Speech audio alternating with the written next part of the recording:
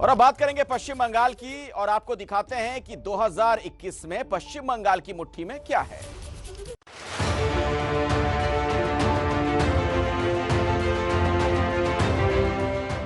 2021 विधानसभा चुनाव में ममता बनर्जी के लिए जीत की हैट्रिक लगाना आसान नहीं होगा।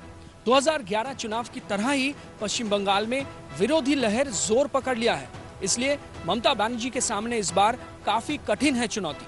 एक समय लेफ्ट पॉलिटिक्स के गढ़ माने जाने वाले बंगाल में ही 2021 विधानसभा चुनाव से पहले अलग अलग जिलों में जय श्री राम के नारे लग रहे हैं।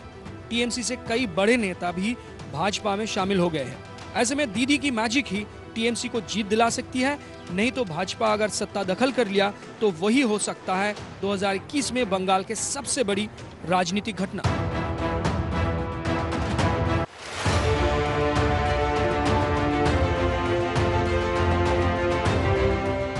बंगाल में करीब 5 दशक पहले कांग्रेस को बेदखल कर जब लेफ्ट पार्टी सत्ते में आई तो सबसे पहले वो किसानों को अपना हक दिलाने का काम शुरू किया था।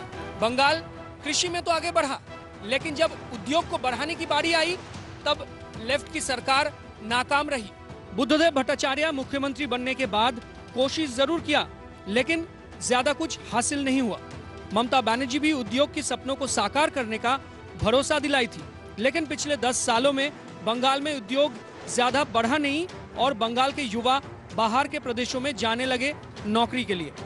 अगले विधानसभा चुनाव में जीतकर सत्ते में कौन सी पार्टी आएगी वो तो वक्त ही तय करेगा, लेकिन बीजेपी और टीएमसी दोनों ही पार्टियां अभी से ही युवाओं को ज्यादा से ज्यादा नौकरी देने का वादा कर रही है और ये भी कह रही है कि उद्योग बढ़ाने के लिए प्रयास किया जाएगा। बीजेपी की तरफ से युवाओं को 75 लाख नौकरी देने का वादा भी किया गया है।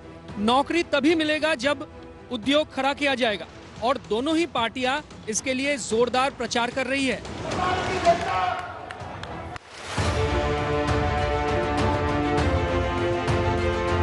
बंगाल में पिछले कई दशकों से बदलाव बहुत तेजी से नहीं देखा गया है।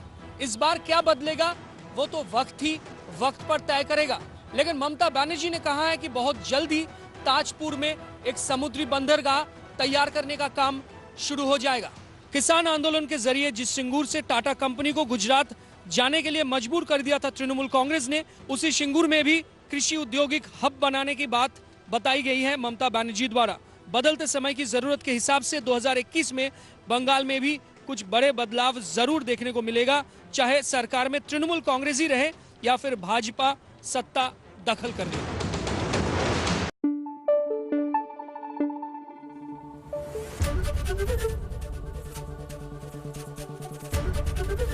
एबीपी न्यूज आपको रखे आगे।